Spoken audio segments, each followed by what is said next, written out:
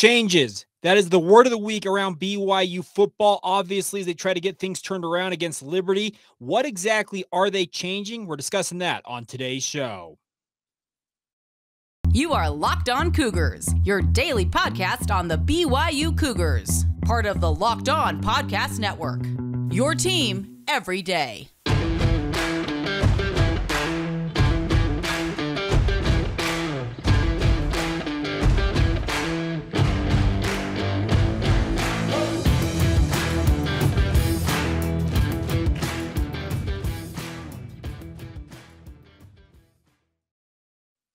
What is up, everybody? I'm Jake Hatch, your host here on Locked On Cougars, your resident BYU insider. Thank you for making Locked On Cougars your first listen every single day.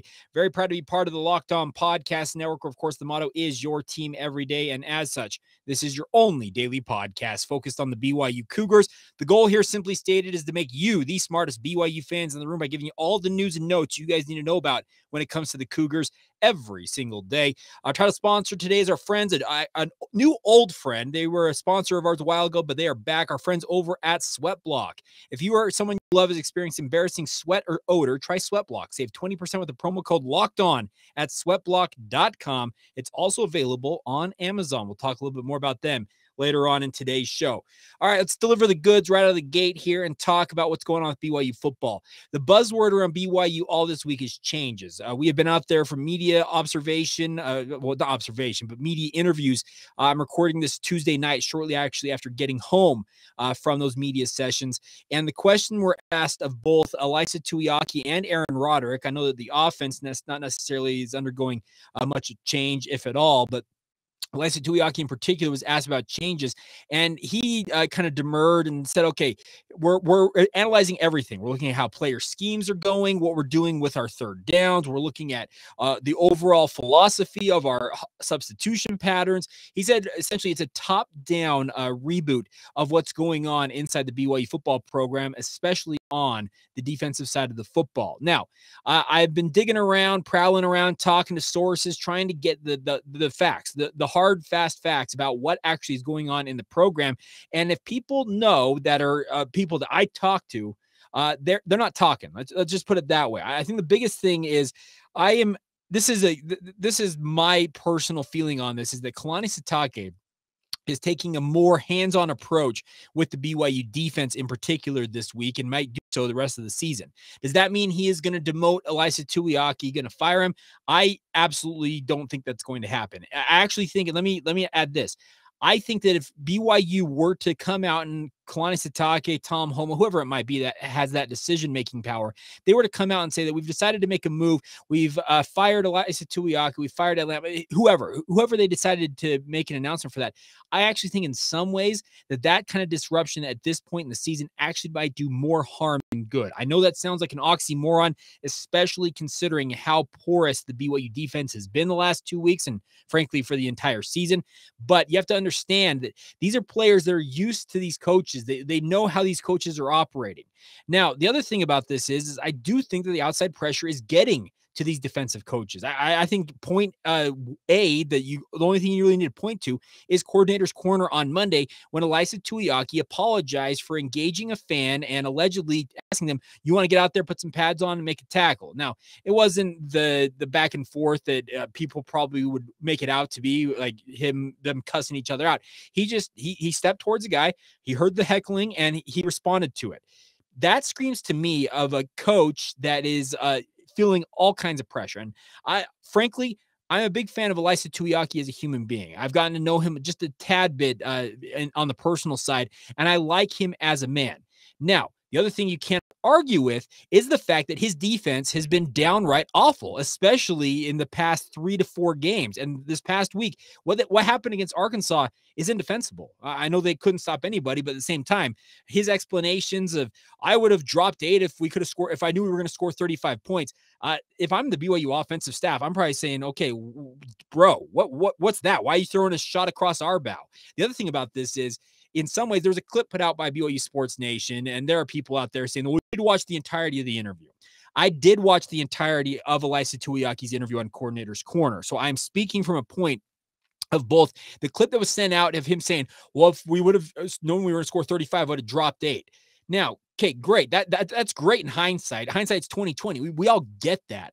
But the simple fact of the matter is that last year against Virginia, for example, BYU went with a blitzing style defense trying to get after Brennan Armstrong, the star quarterback for Virginia. It got absolutely shredded in that first half. We all saw that. We all watched that game.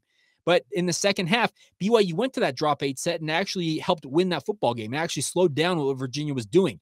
You already knew that the game against Arkansas was tipping at halftime. So if you believe that you would have dropped 8, and by the way, I think that offense for BYU, they have 21 points at that point. You knew they were scoring, and they were going to score at will on this Arkansas defense. So why wouldn't you morph into that drop 8 if you believe that was going to be so effective? My takeaway from the coordinator's corner conversation, as well as the media session with Elisa Tuiaki, is he is a man who is feeling immense pressure. And I mean, a ton of pressure, as you would expect. Has he responded to it the right way? I don't think so. I don't think he has. I think that the bigger issue at play is that when you're going to engage with a fan out of the stands, it means that the pressure is getting to you. I've been in spots where pressure has gotten to me, and trust me, I don't think anybody responds well to pressure, honestly. And in a high-profile job like a guy like Elisa Tuiaki has, I get why I think the cracks may be starting to form a little bit, because he's been hearing it for going on 7 years at this point, it feels like. So I don't think he's handling things the right way, because I watched that entire coordinator's corner portion of the show, and I just thinking back on it, he went from at one point, it screamed to me that he was kind of throwing his players under the bus at one point, and then later on in the thing says, well, in the fourth quarter, our confidence was shot. Coach, I would not be saying that, because that's just a shot across the bow of your staff, the guys working underneath you. That's a shot across the bow of every single player that suits up for you. That just... The comments from Elisa Tuiaki, I think that the less he says at this point, it's probably going to be better. Now, as they get ready for this game against Liberty, what's going to fix BYU fans' opinions of the defense? Well, I guess a shutout might, but is that realistic? No, it's not. So I think the simple fact of the matter is, getting back to my original point, is that the quote-unquote changes going on in the program, I'm not expecting wholesale changes. And if wholesale changes are going to come, they will come in the offseason. They're going to work their way through the rest of this schedule. And frankly, the schedule is softening up, folks. You're facing probably the softest part of the schedule here in the next 3 to 4 weeks for the BYU football program. So ostensibly, they could rack up 3, 4, 5 wins to finish out the year. They could end up 9-3. And was anybody going to feel completely satisfied with that? I don't think so. But at the same time, that's very much what could be in play here for the Cougars. So if you're expecting to all of a sudden Saturday, you see Kalani Sitake signaling in plays, I wouldn't expect that. Do I think that inside the program, there might be some shifting of some assistant coach responsibilities or philosophy? Like a guy like, let's say for Coach Sitake, for Kalani, him stepping in and saying, okay, here's the overall strategy. Here is what the scheme I think we should use to attack what Liberty's throwing out there. Is that the type of stuff I expect to change? Yes, that is what I expect. I don't expect to be Kalani saying, okay, walking in and telling Ed Lamb and Elisa, get out of my way, I'm handling this. I don't expect that. But I do believe that he will be more involved. And like I said, there might be some shifting of responsibilities, whether it's a GA here or there stepping up in a new position to coach. I can think of a guy like Jan Jorgensen, for example. Jan's been working with the defensive ends all year long. Ostensibly, he could take on a bigger role BYU's front guys on the defensive front. I know that on-field coaching is a no-no for him as an analyst, but I'm talking about more about strategy, scheme, that type of stuff. In the off-field role that he occupies, that's where I think a guy like that could step up. Could other people like Kevin Clune, who has defensive coordinator experience, step up and offer his expertise as a guy who has been in that chair that Elisa is sitting in, and be like, okay, here's what you want to do. Here's some of my thoughts on how we go about attacking this. I would think that you would embrace all of that if you're Elisa Tuiaki, because frankly, right now, what you've got on the field and what you're putting out there, it just isn't working. And the more you kind of lean into what you're doing right now, it's only going to increase that pressure that apparently is already causing you to crack. You need to try something different. So I know that a lot of you out there are going to hop in the mentions, and frankly, I embrace every and all comment you guys have. And I know a lot of you say, well, it's a mistake to keep him on staff. You can say that all you want. I'm speaking from years of experience and having watched how Kalani operates. And I know the Ty Detmer situation trust me, that's going to be thrown at me as well. By just reading the tea leaves, if you will, I just don't see wholesale changes coming to BYU this season. But in the offseason, that's very much, I think, a thing that's in play, because going into the Big 12, you cannot have this type of ineptitude on your defense. That's very, very clear.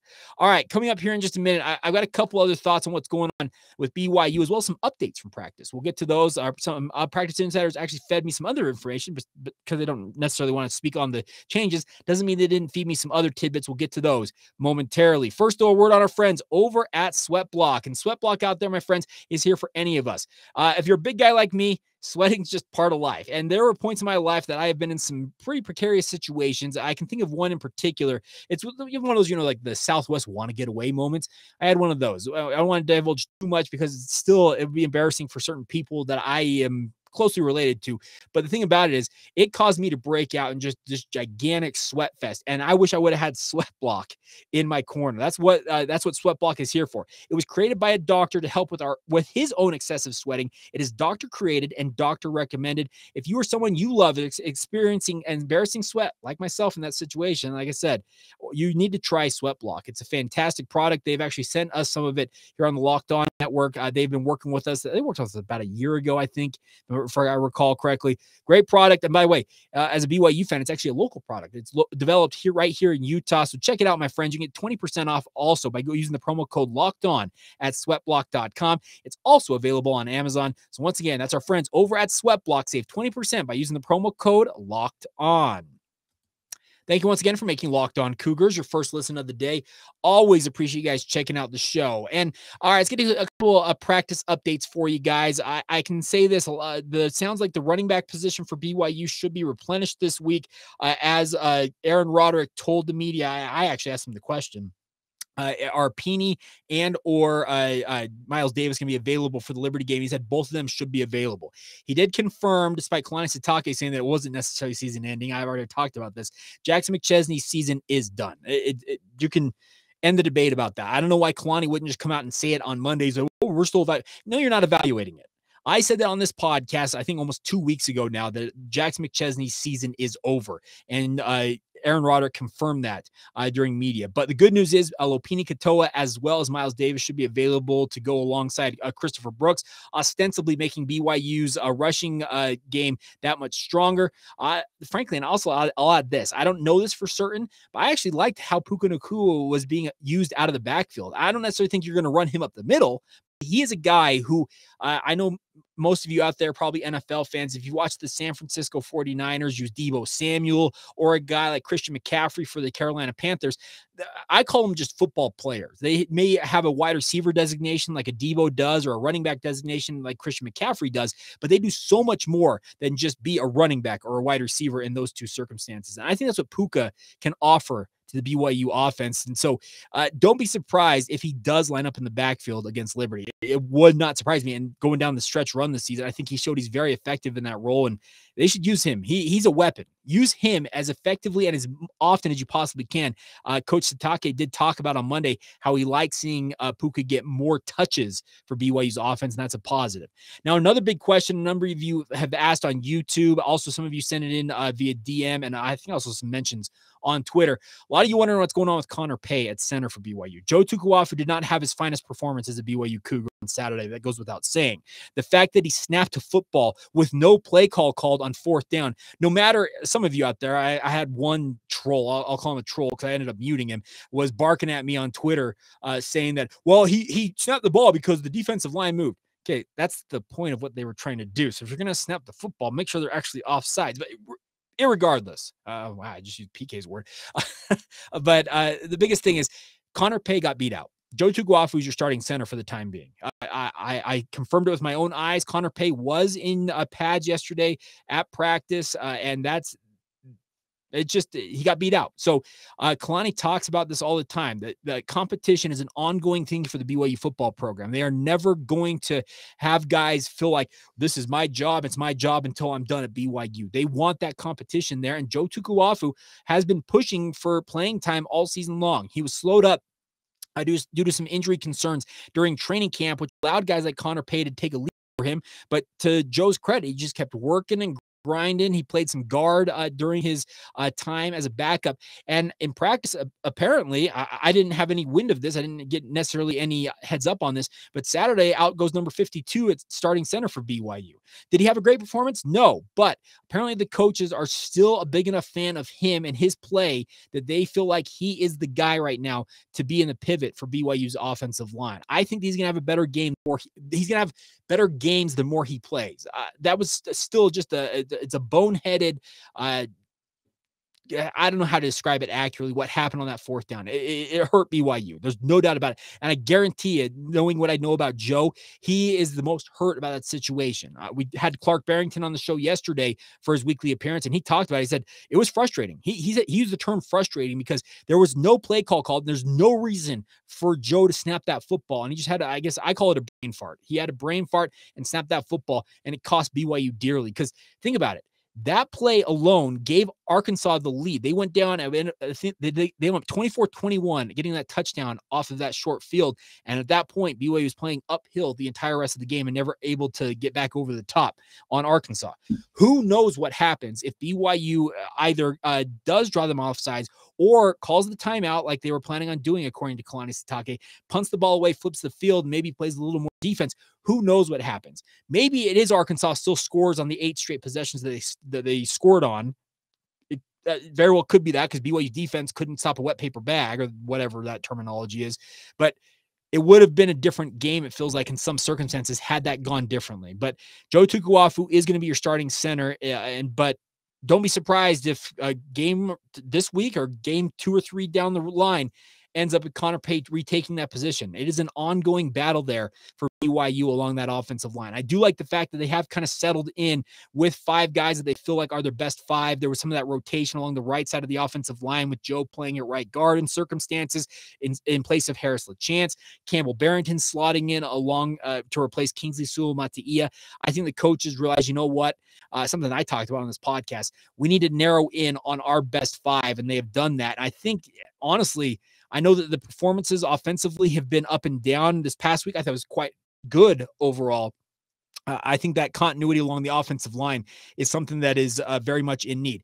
Now, that also, I'm going to flip that on its head and talk about the continuity and the chemistry that's being developed along that offensive line. Just as an example, on the defense, and we've talked about this, I mentioned this on the podcast earlier this week, that some people pointed out to me on social media that, well, they suggested that BYU's defense, with the hockey-style substitutions they're going, guys are getting 2 and 3 plays before they go right back out of the game. And why wouldn't they be playing balls to the wall and absolutely going 115% because they know they're going off the field in that circumstance? I also think that breeds a lot of non-chemistry amongst these guys. The mix and match nature of BYU's defense. How in the world are you supposed to know what a guy behind you is doing if you're playing with him 1 out of every 4 downs seemingly in a game? Best defenses in the entire world have continuity. They know what each other's tendencies are. They know how to cover for one another.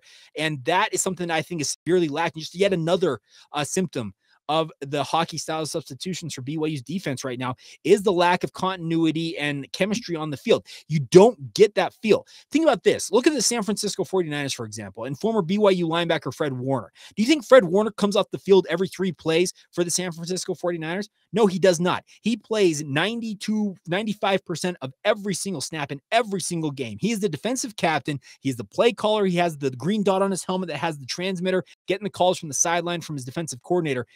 The thought of taking maybe the best linebacker in the NFL right now off the field every 3 plays because he needs to get back to 100% before we throw him back out there is completely asinine and outdated. If it worked, you would do it in every level of football. Guess what? It doesn't work in reality, and it doesn't happen at every level of football. It just so happens to happen at BYU.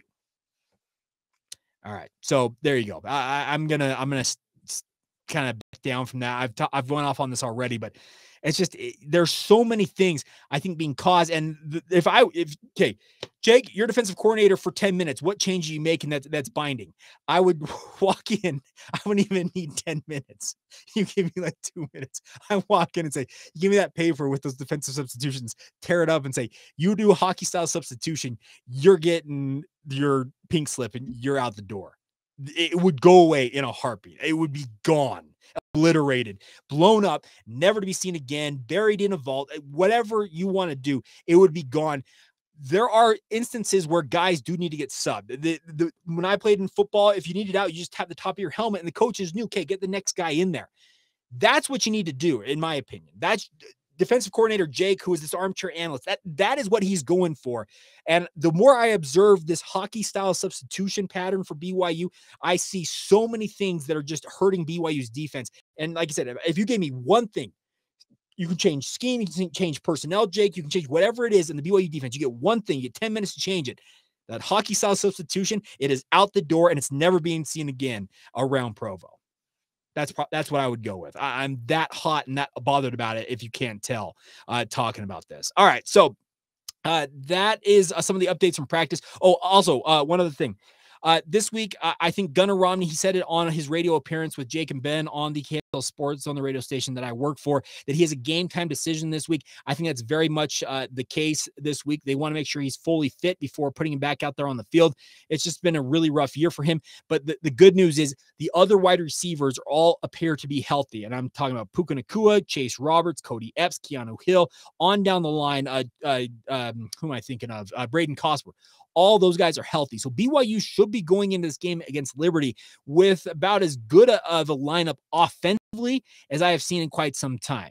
Now, Peyton Wilgar is already considered doubtful. I did not see him on the field for BYU on Tuesday, so ostensibly I don't think he's going to make the trip and or play this weekend.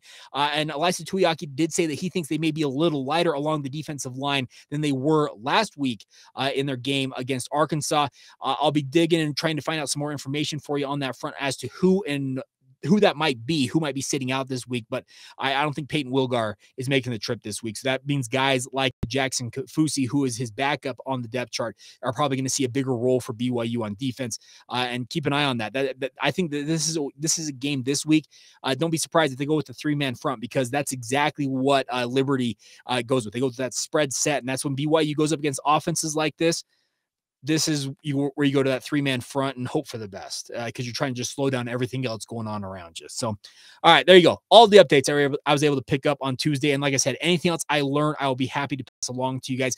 I do want to encourage you guys, if you got questions, it's a Thursday. We'll do a mailbag edition of the podcast tomorrow. If you want to send those in now, whether it's on the YouTube comments, if you're watching this, or if you want to DM us or message us on social media, I'd love to get your comments as well. Locked On Cougars on Facebook, Instagram, or Twitter. You can send in your questions that way. Email the show as well. LockedOnBYU@gmail.com is the email address, and we'll address as many of those as we can on tomorrow's show. All right, coming up here in just a minute, want to give some shout outs to some BYU fans out there. We'll get all of those momentarily, but first, a word on our friends over at LinkedIn. And LinkedIn's been a big partner of ours over this entire football season, my friends. And that's the best part about LinkedIn, is every new potential hire can feel like a high stakes wager for your small business. That sounds like kind of like BYU right now on defense. You want to be 100% certain that you have access to the best qualified candidates available, and that's why you have to check out LinkedIn Jobs. LinkedIn Jobs is helping you find the right people for your team faster, and the best part is they're doing it for free. You can go online right now, set up a profile, and also post your job. The best part is you add your job and the purple hashtag hiring frame to your LinkedIn profile to help spread that word that you are hiring. They feature quick and simple tools like screening questions, make it easy to focus on the candidates with just the right skills and experience, so you can quickly prioritize who you'd like to interview and hire. The best part is that is why small businesses are rating LinkedIn Jobs #1 in delivering quality hires versus leading competitors. LinkedIn Jobs is helping you find the qualified candidates that you want to talk to faster. Post your job for free at linkedin.com/lockedoncollege. That's linkedin.com/lockedoncollege to post that job for free. Once again, terms and conditions apply. All right, before we go here on today's show, let's give some shout outs to some folks out there. I want to start off with this. Our good friend Mojo, I'm actually see if I can share this link with you as I'm talking about this, but our good friend Mojo is had been serving our nation overseas, and he's been just a stalwart listener of ours, of mine, I guess, of ours here on Locked On Cougars during his time overseas. And I think I got it. There we go. So here's Mojo's post, and Mojo's home. He was able to arrive home. He says, I'm home now. So congratulations, Mojo.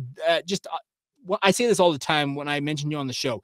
Thank you for your service. I know that your guys' time overseas when you guys are serving in the Air Force or in the Armed Forces, and this goes for any of our listeners out there who, besides Mojo, may be in the Armed Forces.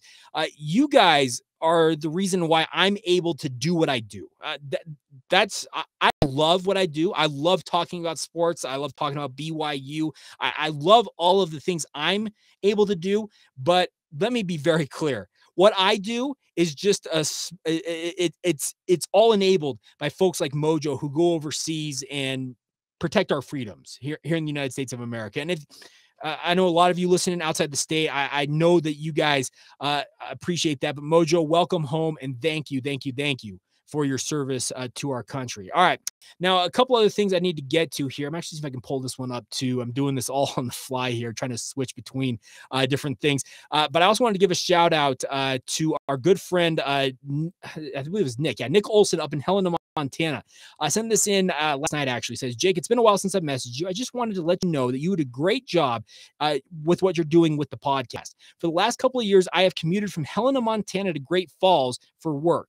Your podcast has been my go-to. I can tell the effort you put into it, and you've been my driving companion for the last couple of years. Thank you for your dedication and work making Locked On Cougars a staple. Keep it up. Nick Olson, signed out of Helena, Montana. And Nick, thank you for that. I love what I do, and I'm lucky enough to sit here and blather on about BYU sports, and I hope I bring just a little bit of knowledge to you guys while also delivering some passion. My wife the other day said, you were pretty fired up about that BYU loss to Arkansas, and she said it's some of the old BYU fan in you came out, and it did. That performance, it got me fired up, and it's not good enough. We all know that it's just not good enough for BYU right now. And Nick, I appreciate you reaching out because it's fun. I'm lucky enough to have the wherewithal and I guess some inside knowledge, I guess, in a way of how BYU works. And I love to pass it along to you guys. That's what I do here on this. I'm not going to get rich off this podcast. Let's be very real, but it's fun. And that's why I continue to do it. It's why I continue to dedicate the time to doing it. My wife and kids, they know what this means to many of you out there. So Nick, messages like that, they keep me going. So, and this last one, I'm already getting a little choked up about this. So over the weekend, during the BYU game, man, didn't mean to get this emotional about this, but Rick Dalton, some of you out there may know who he is. He's Cougars09 on Twitter. I had a chance to meet Rick, man. We're going back 2010, 2011, 2012, somewhere in that realm. It's been many, many years. He was one of the original people out there, like guys like Adrian Jenkins, Big Uncle Pooh on Twitter, Devin McClellan out there, Devin D 33 on Twitter. Guys like that, they're kind of what I call the OGs of BYU tailgating. Over when BYU was allowing us to tailgate in the indoor practice facility lot, the lot that's just west of the SAB over there. They allowed us to tailgate in that area for a while before moving to their current location, just over by the BYU IT building. And I saw this come out. I think I saw it actually mid-game, and I've been meaning to talk about it all week, and I actually failed to do it on Monday when I meant to do it. But Rick actually lost his battle with cancer. And